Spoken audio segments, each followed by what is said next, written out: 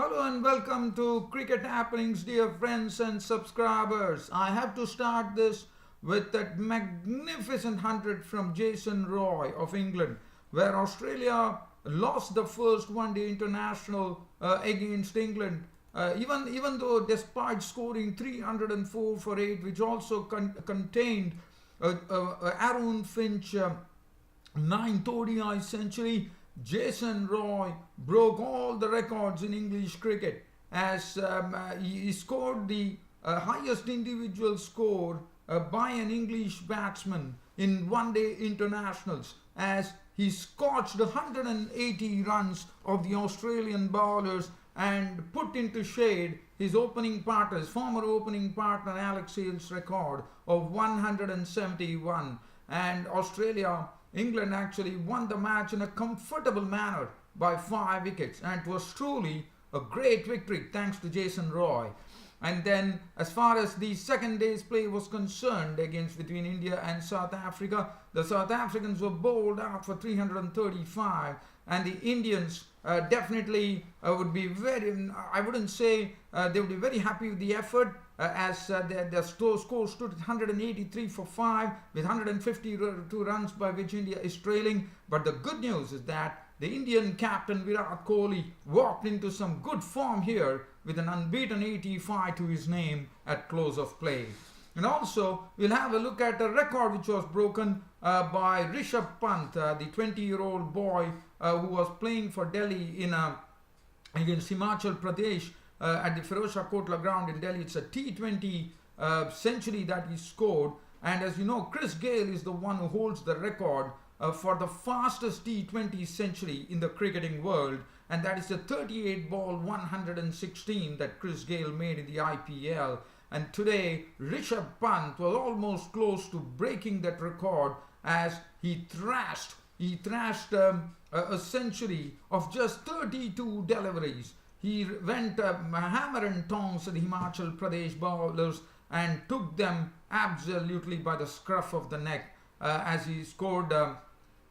And his 104 coming off 32 balls contained 12 sixes and 8 fours. And Rishabh Pant, you would remember, also holds the record for the fastest one-day internationals, fastest century in one-day cricket domestically, and that was the record which he set last year, as you would remember. And today he set a record in the T20 as well. And this bloke has already played a bit of international cricket for India, as you would remember, and I'm sure this bloke is going to really go places when he enters into the Indian team. He has already made his debut in India for ODIs, Rishabh Pant. He's 20 years of age, but that was serious hitting from Rishabh Pant, the Delhi lad. And also, we look at the Under-19 World Cup, where the Indians actually registered a win over the Aussies. But it was not about the registered the win, it was about the Aussies being surprised by two young pace bowlers from India. One is Nagarkoti, who was hitting 149 kph. At the other end, it was Shivam Mary, who was hitting 145-46. And Australians definitely said that they were absolutely surprised. They thought India would be attacking with spin, but this was a real surprise, with one man at one end bowling at 149 clicks and the other one bowling at 146 clicks. And that was serious stuff, and the Australians really had a tough time facing these two pacers, and these two pacers were hitting the timber time and again. And I would definitely see whether if I would have some time to dwell on it. Well, so let's start off with that magnificent knock from Jason Roy, as I'm talking about the first one-day international of the series between Australia and New Zealand. It was played at the MCG, the Melbourne Cricket Ground. The Australians were the ones who batted first, and I thought the English bowling was really looking very nippy and sharp. Mark Wood was really making the ball talk, and one was feeling that Mark Wood was missed in the Ashes series for England, as he was getting the ball to really do something. He was bowling at some very good pace. He was getting the ball to lift. He was doing everything with the ball. He was forcing David Warner to fend at deliveries, and then finally David Warner definitely got a ball which really lifted on him, and David Warner was out fending as Joe Root in the slips took the catch. He was gone for two. And then Stephen Smith was also given a big real working by Mark Wood, who really hit the straps right away, which was good to see. And Stephen Smith also, barring the other bowlers, he was not really confident. And Stephen Smith was out for 23. He was a victim of the bowling of Rashid bowling of Googly, and Stephen Smith was caught behind by Butler on the second attempt. He was gone for 23 of 18 deliveries with 3 fours. And then Travis Head, after playing a very good shot for the boundary through the square region, succumbed as he tried to play at a delivery from Liam Plunkett, which was leaving him trying to cut the delivery, lost his stumps. He was gone for 5, and then it became a consolidation phase for Australia as the score read 78 for 3 in the 14th over. Aaron Finch was looking pretty good at the crease. He was able to hit a few boundaries and also hit one very good 6 as well as Mitchell Marsh joined him. Mitchell Marsh definitely did a good turn for himself by combining well with Finch and really stemming the tide for the Aussies. As the score, there was a partnership which happened, which actually had 118 runs partnership. It was some real, I would say, consolidation stuff coming in from the Aussies. And it was Mitchell Marsh who was doing a good job, and then Adil Rashid was the one who clean bowled Mitchell Marsh after Mitchell Marsh made 50 of 68 deliveries, 2 fours and 2 6. And then we saw Aaron Finch himself succumb, but not before hitting his 9th ODI century, 107 of 119 deliveries, 10 fours and 3 sixes, and Moeen Ali was the lucky wicket taker. Stoinis contributed 60, looked very impressive in his knock of 60, and it was done pretty quickly. 60 of just 40 deliveries, 5 fours and 2 sixes. Tim Payne contributed 27 of 31, 3 fours. Cummins made 12 of 10 deliveries. Stark was not out on naught. Ty was not out on 4. Andy Ty was actually making his one-day international debut. 304 for 8 was a pretty good score at this Melbourne cricket ground here in Australia. And as far as the bowling is concerned, Chris Wokes, I thought initially bowled well. 10 overs no maiden 1 for 65, but Mark Wood to me was the pick of the bowlers. 10 overs no maiden 1 for 49, and he was showing what England was missing in the Ashes series. Liam Plunkett 10 overs no maiden 3 for 71. Adil Rashid 10 overs 2 for 73. Moeen Ali 10 overs 1 for 39. Another one who really impressed today for the first time in the series with the ball. As far as England were concerned, they were given a target of 305 runs. It was not a good beginning for Bairstow. Jonathan Bairstow was caught fencing at the bowling of Stark. He was gone for 14 of 11 deliveries, 2 fours. Alex Hales was the next victim, a victim of Cummins for 4, and that left Jason Roy to actually hold the fort along with Joe Root. And Jason Roy, as I said, he was simply majestic with his strokes. He was ballistic when he was hitting his sixes as well. And Jason Roy and Joe Root, from 60 for 2, they not only repaired the damage, but really took the match, took almost England to victory with this grandstand that they put up. In fact, it was a 221 runs partnership that ensued between these two guys in the middle in 37 overs, with Joe Root and Jason Roy was severe on anything which was short. He was driving well, he was also pulling well, and he was a real treat to watch. And things were just slipping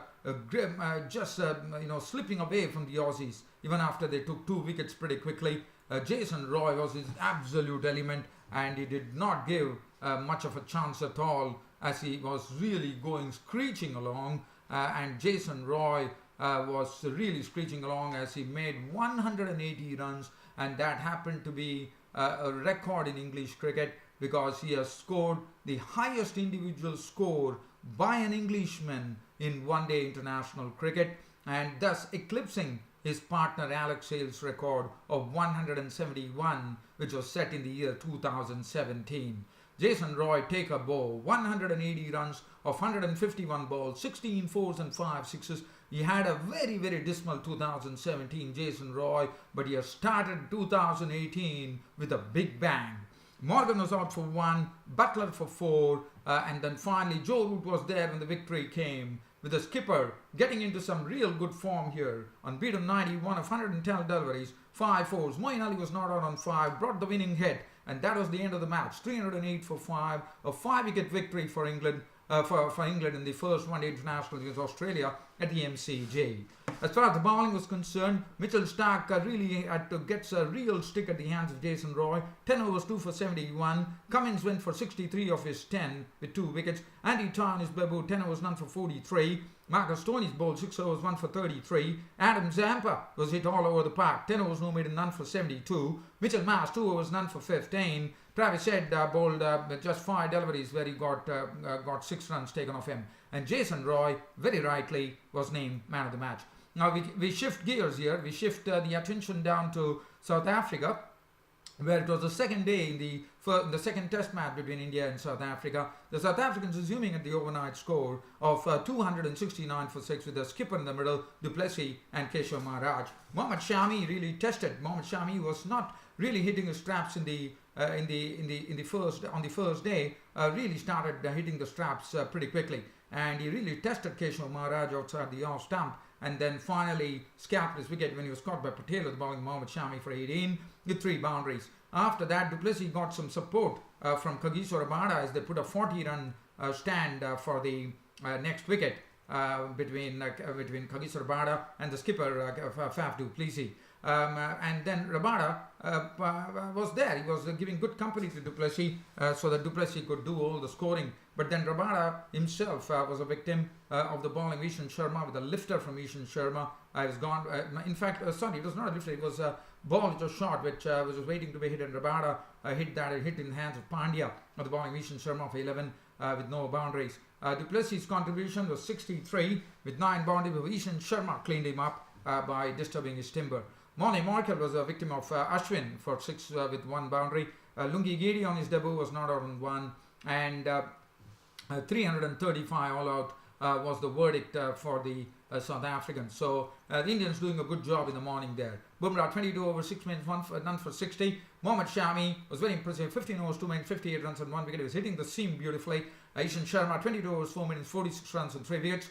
Hardik Pandya 16 overs, 4 minutes, none for 50. Ravichandran Ashwin picking up 4 wickets. 38.5 overs, 10 maidens, 113 runs and 4 wickets for Ravichandran Ashwin. As far as India were concerned, they started off the reply with Murali Vijay and KL Rahul at the crease, and did not take Molly Markel at any time to give a quick breakthrough to South Africa, as KL Rahul actually got a ball from Molly Markel, which Rahul actually spooned it back to Molly Markel, accepted it gleefully, and Rahul was walking cotton ball Markel for 10 with 2 boundaries.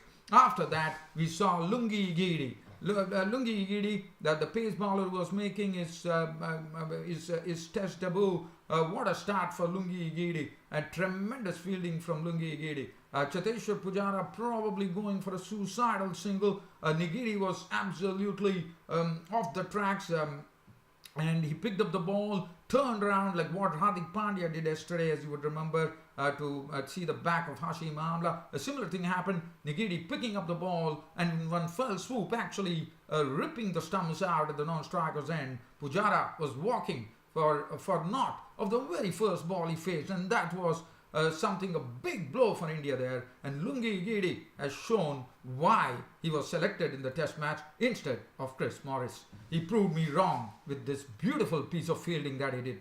So the score read 28 for 2, and that was a big blow for India. Pujara returning back to the pavilion, run out for naught. Murali Vijay was joined in by the skipper, and then from 28 for 2, the consolidation phase started.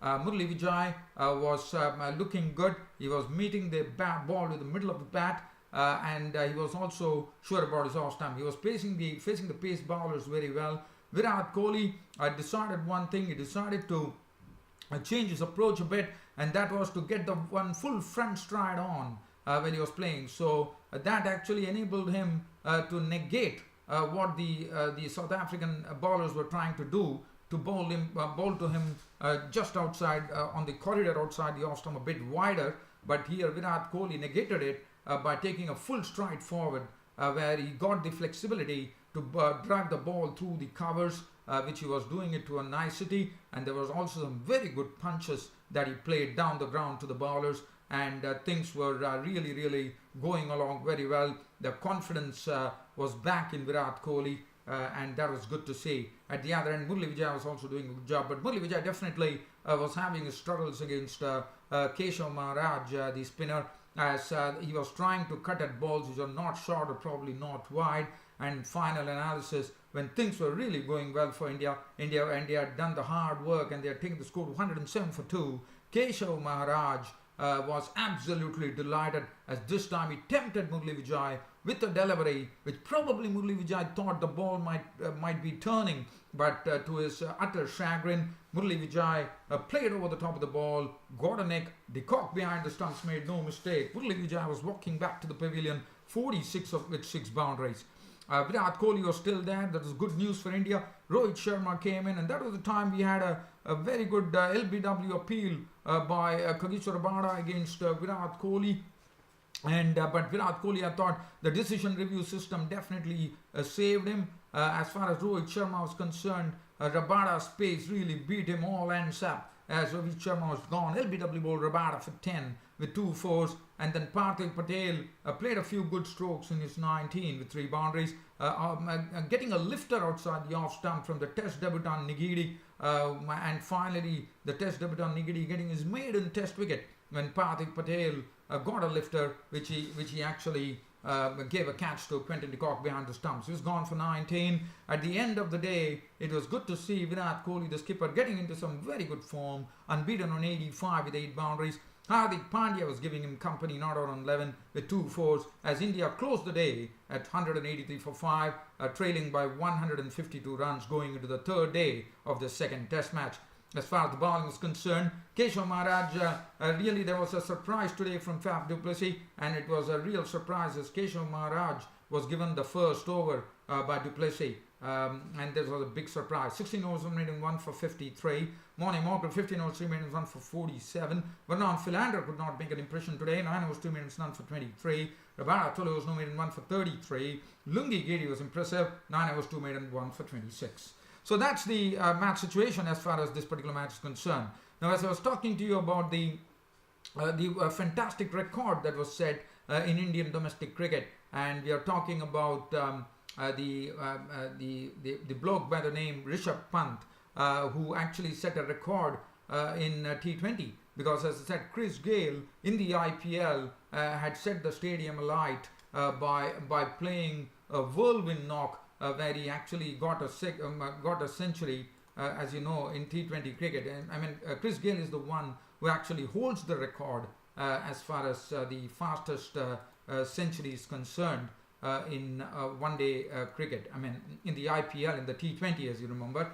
And Rishabh Pant had actually got a record in the one-day internationals before. But what he did today was something simply brilliant. Against Himachal Pradesh, he scored the 2nd fastest 100 in T20 history when he slammed the Himachal Pradesh bowlers to the tune of 12 sixes and 8 fours, when he made 104 of just 32 deliveries. And Chris Gayle was the one who holds the record.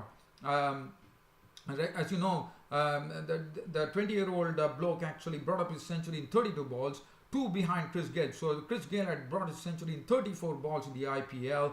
But now this is the 2nd fastest 100 in T20 history, and this was done the Syed Mushtaq Ali Trophy, where he was playing for Delhi. And Rishabh Pant, as I said, has already played some international cricket for India in the past, so that is good. So he's the one who holds the record in ODIs and T20s for the fastest century as far as Indian domestic cricket is concerned.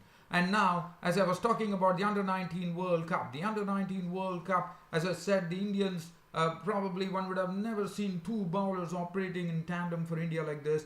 The Aussies were absolutely surprised when they saw the Indian bowlers, Nagar Koti, clicking 149 kph, and the other end it was Shivam Mevi, who was clicking at 146. They were totally surprised. They were simply blown away by these 2 bowlers as the bowlers started clattering the wickets, and one could hear the sound of the timber time and time again. and these two bowlers were bowling, and this is a very rare occurrence for India. Even in international cricket, one has not seen India operate with two bowlers bowling at 145 clicks, and that is something, a sort of a very, very refreshing thing for India. And I'm sure the opposition in the Under-19 World Cup is going to be quite wary about what this Nagarkoti and Shivam Mevi did to the Aussies. The Aussies themselves in the post-match press conference, they were absolutely surprised that the Indian bowlers, they probably thought they would be attacking with spin, and they were absolutely surprised as they really gave them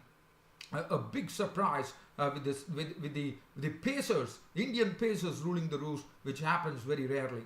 As far as Mashaw, the captain, played a good hand. Kalra did a good job to take India to, these openers put up a 180 run stand to take the side to 328. And South Africa had a victory as well. South African against Kenya under-19.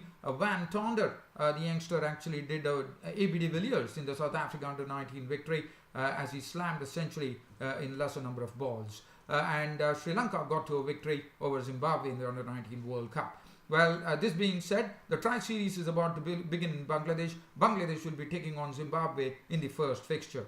Well, dear fans, friends, subscribers, it was an absolute pleasure sharing this Cricket Happenings show with you today. I hope you all loved and enjoyed it. And with more of Cricket Happenings to come tomorrow, that's on a Monday, it's your host Ram signing off for the day, this on a Sunday. Thank you.